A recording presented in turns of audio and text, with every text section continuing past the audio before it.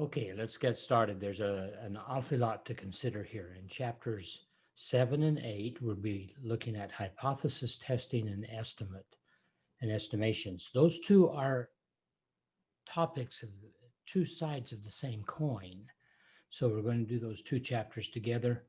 A lot of stuff will be due on November the 1st, so be sure to attend all the Zoom sessions that you can to be able to learn how to actually write the reports for these two important sections. So module 1, we're going to be looking at one sample hypothesis testing. Do you remember Joy Milne? We, uh, she had a superpower. She can smell remarkable things. She was able to. They were able to identify that she could actually smell Parkinson's disease. There's a great article in NPR. There's a link here. It doesn't look like it's a link, but when I share these notes with you, you can go to that link and see a little podcast about her, or listen to a podcast about her. Here was what the scientists did. They found 6 people who had Parkinson's and 6 people who had not been diagnosed with Parkinson's. Gave each of them a T-shirt, asked them to go home and wear the T-shirt that night, and then bring the T-shirt back. Uh, and then Joy would smell the T-shirt and try to identify whether they had Parkinson's or not. If she was just guessing, we would expect that on the long run that she would get 50% of those correct. If she really can smell Parkinson's, we'd expect that to be more than 50%. These are called the null hypothesis and the alternative hypothesis. Here's something to look at. When we look at these hypotheses, then there's two possibilities. The null hypothesis could be true, or the null hypothesis could be false. In the end of the hypothesis test, we could fail to reject the null hypothesis, or we could reject the null hypothesis. So notice that we might be making the correct decision, or we could be making an error. Those two different possible errors are listed as a type 1 error and a type 2 error. We're never really absolutely sure that the conclusion that we make is right, but we want to be able to put a probability of how sure we are. Here's the logic of a hypothesis test. We start by assuming that the null hypothesis is true. The null hypothesis always has an equal sign in it. It's always saying that the population mean is something, or the proportion is something. And so that gives us a starting place. If we assume that the null hypothesis is true, then we get to say for that part of the argument that, okay, let's assume that the population mean is a certain amount. Then we consider the probability, which we will call the p-value, of obtaining the sample data, the sample statistic that we get, maybe the sample mean, under the assumption that the null hypothesis is true. And then we make one of the following conclusions.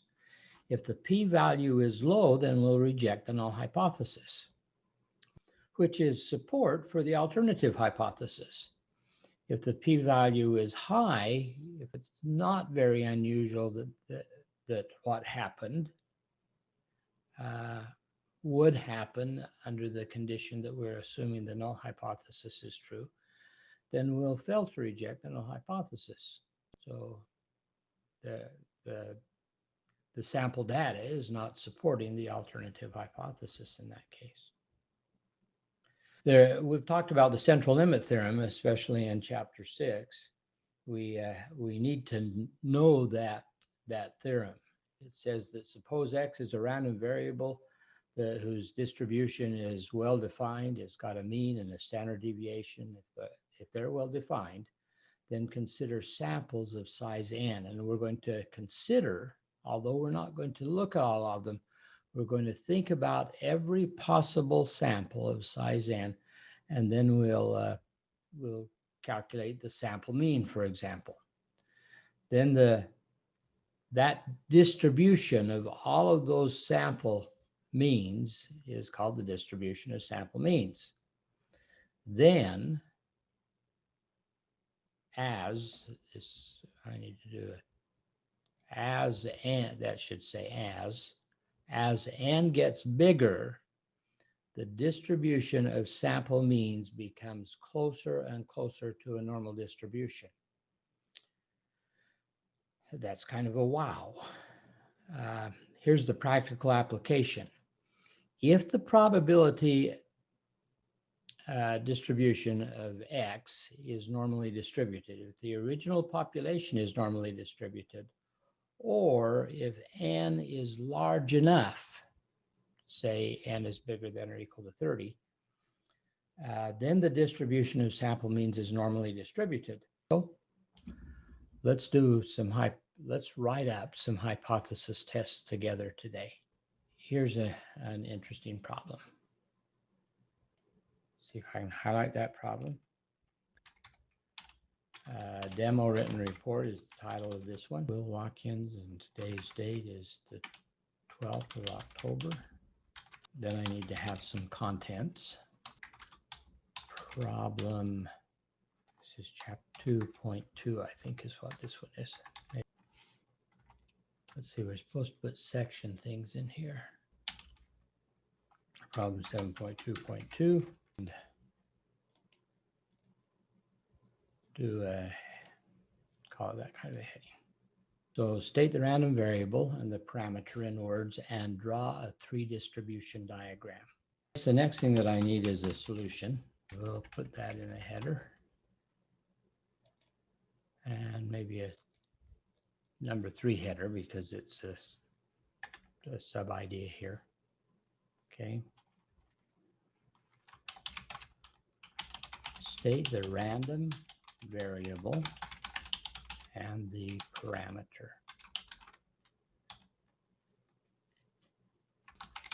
The random variable is, we want to know the belief of each one of the people in the country. And we'd like to know, well, do you believe that unemployment is going to increase? Okay. So it's kind of a categorical variable in a sense. We're asking, is it going to increase or is it not going to increase? Okay. So the parameter is the proportion of the population that believe that that unemployment will increase. Maybe I need to organize that something so that it's easier to read. State the random variable and the parameter. So there's the random variable and there's the parameter. In our notes that we want to put a 3 distribution diagram here. But here's the idea. We want to talk about the original random variable, the population, and what the parameter is associated with that random variable. We want to identify the sample size that we're going to be looking at and what the distribution of that sample statistic happens to be. And then we want to look at either a t distribution or an x distribution. So let's do that in this particular case. We've got this random variable that we're looking at whether a person thinks that the employment is going to increase or not. So we've got a binomial distribution in this case. Our situation is a binomial distribution.